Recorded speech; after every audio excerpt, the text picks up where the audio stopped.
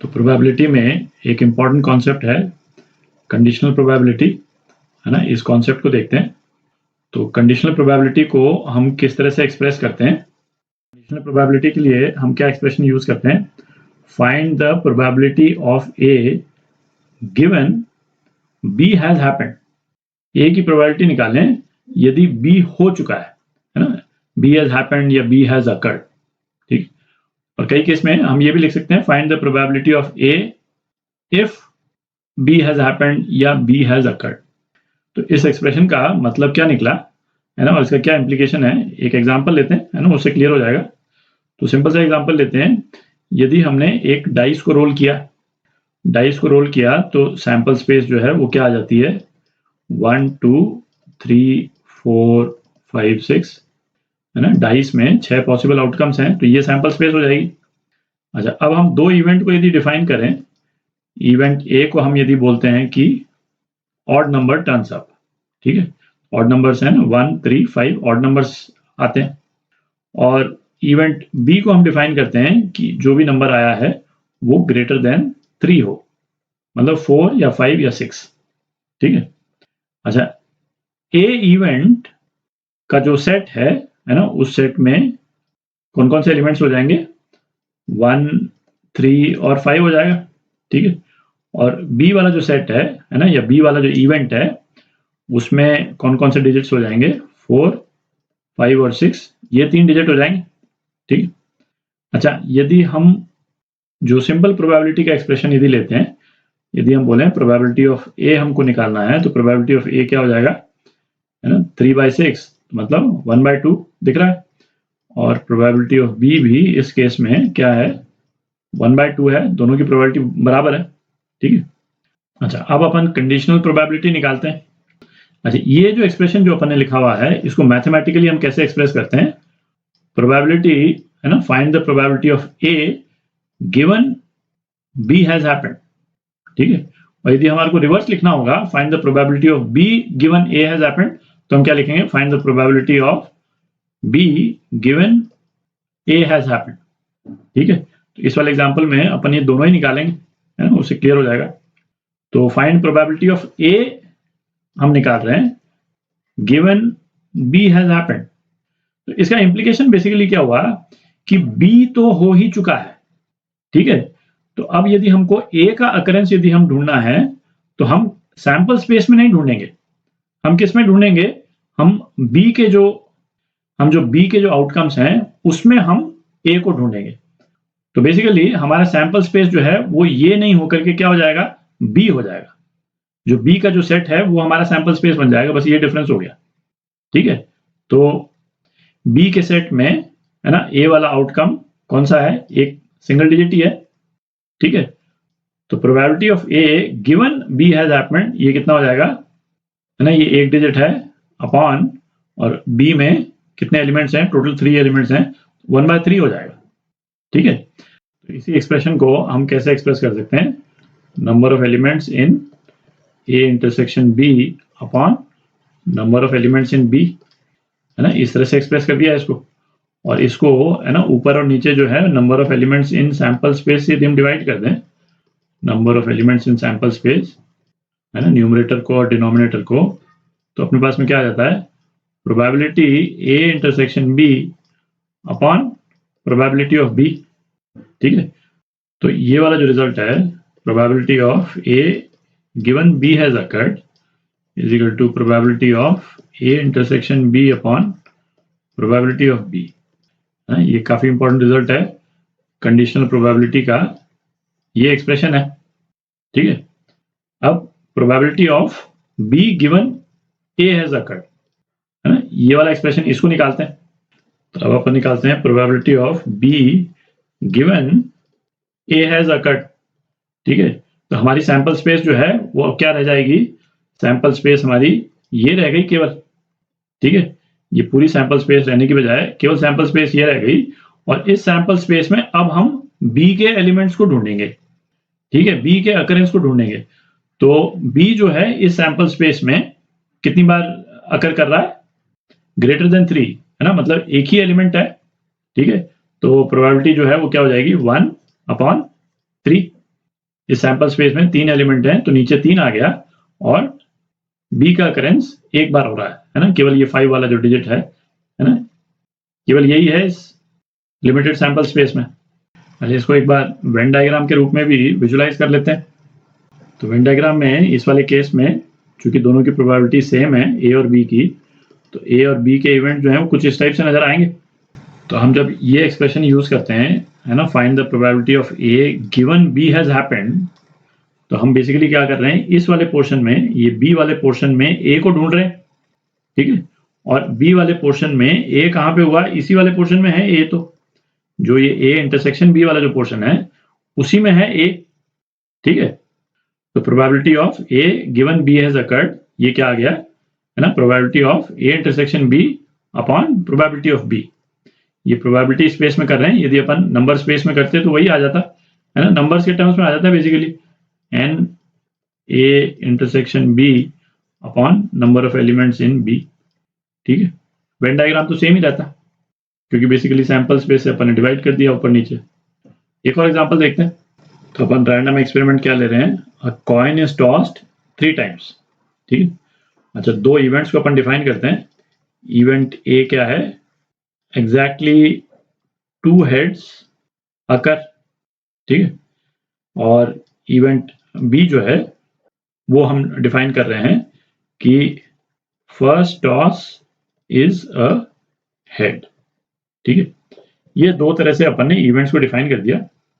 जो इस random experiment का जो कंप्लीट सैंपल स्पेस है वो क्या है, उसमें कितने एलिमेंट्स आएंगे, 2⁻³ एलिमेंट आएंगे, ठीक है। पहले टॉस में 2 पॉसिबिलिटीज हैं, हेड और टेल, दूसरे टॉस में भी 2 पॉसिबिलिटीज हैं, हेड और टेल, और तीसरे टॉस में भी 2 पॉसिबिलिटीज हैं, हेड और टेल, तो 2⁻³ पॉसिबिलिटीज हैं।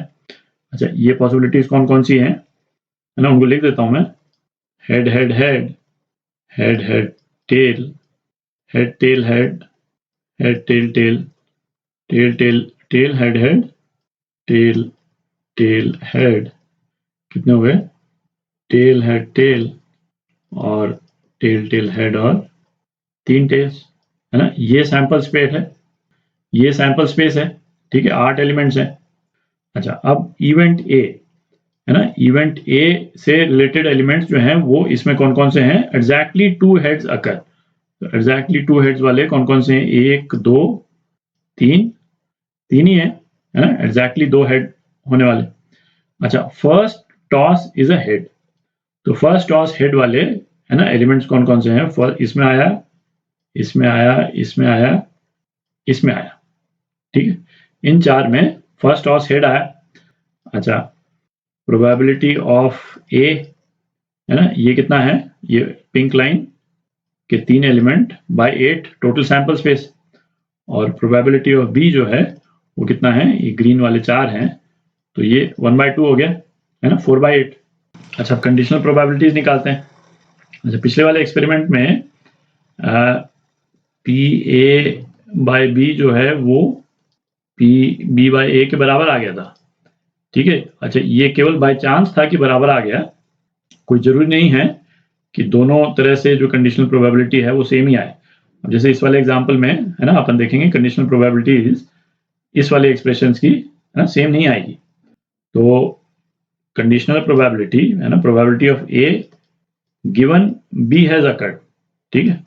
तो गिवन बी हैज अकर्ड जैसे ही अपन बोलते हैं तो अपनी सैंपल स्पेस रिस्ट्रिक्ट होके क्या हो गई, बी वाला इवेंट कौन सा है, फर्स्ट इज अ हेड, ठीक है, फर्स्ट टॉस जो है वो हेड है, तो ये ग्रीन लाइन वाली जितनी है सैंपल स्पेस बस केवल इतना ही रह गया, ठीक है। तो सैंपल स्पेस में कितने एलिमेंट हैं, 4, ठीक, और एग्जैक्टली 2 हेड अकर, तो इसमें इन ग्रीन वालों में एग्जैक्टली 2 हेड अकर वाले कितने इवेंट्स हैं, 2 हैं, कितने एलिमेंट्स हैं, 2 हैं, तो 2/4, तो ये कितना आ गया, 1/2 आ गया, ठीक है। और probability of B given A has occurred, ठीक है। तो अब अपनी सैंपल स्पेस जो है वो कितनी हो गई, ये पिंक लाइन वाली सैंपल स्पेस हो गई, ठीक है। एग्जैक्टली 2 हेड होने वाले ये पिंक लाइन वाले हैं, तो नीचे कितना हो गया, 3, सैंपल स्पेस में 3 ही एलिमेंट है, और first toss is a head, तो first toss is a head in pink वाले जो पिंक अंडरलाइन जो आउटकम्स हैं उसमें 2 में से ये फर्स्ट टॉस में हेड आता है। तो ये कितना आ गया 2 हो गया, ठीक है 2/3। तो ये आप देखें है ना, इस वाले केस में है ना PA/B और PB/A सेम नहीं है, ठीक है डिफरेंट है। और डिफरेंस जो है वो कहाँ से आ जाता है कि भाई जो सैंपल स्पेस का साइज है वो डिफरेंट हो जाता है ना। इनफैक्ट जो अपना जो एक्सप्रेशन जो था प्रोबेबिलिटी का है ना, वो क्या है इसका, probability A intersection B upon probability of B। और इस वाले केस में क्या है, probability of A intersection B upon probability of A, ठीक है। तो इसमें न्यूमरेटर तो सेम है बट डिनोमिनेटर्स जो हैं वो डिफरेंट है ना, ऑब्वियसली इसीलिए डिफरेंस आ जाता है। पिछले वाले केस में ये दोनों सेम थे, PB और PA जो है वो सेम थे, इसीलिए कोई फर्क नहीं आया। तो कंडीशनल प्रोबेबिलिटी जो है वो हम विजुअली भी अपने को क्लियर रहना चाहिए वेन डायग्राम के पॉइंट ऑफ व्यू से, और इस तरह से भी क्लियर रहना चाहिए है ना। बेसिक फंडामेंटल पॉइंट क्या है, यहाँ ले लेता हूं मैं, सैंपल स्पेस गेट्स चेंज्ड। किसमें, कंडीशनल प्रोबेबिलिटी में सैंपल स्पेस चेंज हो जाती है, ठीक है। तो अगले वीडियो में है ना कुछ एग्जांपल्स करेंगे कंडीशनल प्रोबेबिलिटी के। अच्छा, कंडीशनल प्रोबेबिलिटी का एक और एस्पेक्ट देख लेते हैं।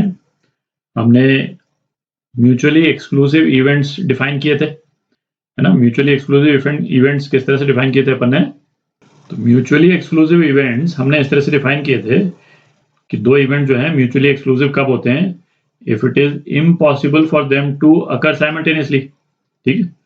और एग्जांपल यदि लें हम सिंगल रोल ऑफ डाइस का ही यदि एग्जांपल लेते हैं है ना, ये सैंपल स्पेस है 3 4 5 6, ठीक है। और 2 इवेंट अपन क्या डिफाइन करते हैं है ना, सिंपल इवेंट ले लेते हैं, लेस देन इक्वल टू 2 एक इवेंट, और दूसरा इवेंट हम डिफाइन करते हैं ग्रेटर देन इक्वल टू 5। तो जो इवेंट A है उसमें एलिमेंट्स कौन कौन से हो गए, 1 और 2, और जो इवेंट B है उसमें एलिमेंट्स कौन कौन से हो गए, 5 और 6 हो गए, ठीक है। अच्छा, ये म्यूचुअली एक्सक्लूसिव है ना, दिख ही रहा है कि जब B अकर हो रहा होगा तो A हो नहीं सकता है ना, बाय डेफिनेशन नहीं हो सकता है, दिख ही रहा ऑब्वियस है। अच्छा, अब इन म्यूचुअली एक्सक्लूसिव इवेंट्स में यदि हम कंडीशनल प्रोबेबिलिटी निकालते हैं है ना, probability of A given B has occurred, ठीक है। तो सेट B के एलिमेंट्स कौन कौन से हैं, 5 6, और सेट A के एलिमेंट्स कौन कौन से हैं, 1 2, ठीक है। तो हम यदि probability of A given B has happened, तो हमारे सैंपल स्पेस क्या हो गई, B हो गई है ना, 5 और 6। इसमें यदि हम इवेंट A को ढूंढते हैं तो इवेंट A तो इसमें हो ही नहीं सकता, ठीक है। तो सैंपल स्पेस B में 2 एलिमेंट्स हैं है ना, सेट B में 2 एलिमेंट हैं, पर कॉमन एलिमेंट तो 0 ही है, 0, तो प्रोबेबिलिटी क्या हो जाएगी, 0 हो जाएगी, ठीक है। अच्छा, प्रोबेबिलिटी वाला जो एक्सप्रेशन जो अपन ने निकाला था उसके टर्म्स में अपन देखेंगे probability of A intersection B upon probability of B, ठीक है। तो probability of A intersection B क्या है, 0 है, ठीक है। तो यहीं पे एक्सप्रेशन 0 हो गया, कॉमन एलिमेंट है नहीं। अच्छा, इसको वेन डायग्राम से यदि अपन विजुलाइज करेंगे तो इसका वेन डायग्राम कुछ इस टाइप का बनेगा।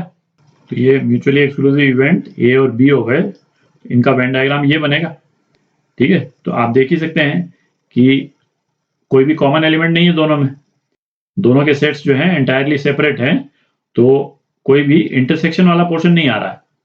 तो गिवन B हैज अकर्ड है ना, A हो ही नहीं सकता है, और गिवन और वाइस वर्सा भी सेम भी है ना, वाइस वर्सा भी ट्रू है।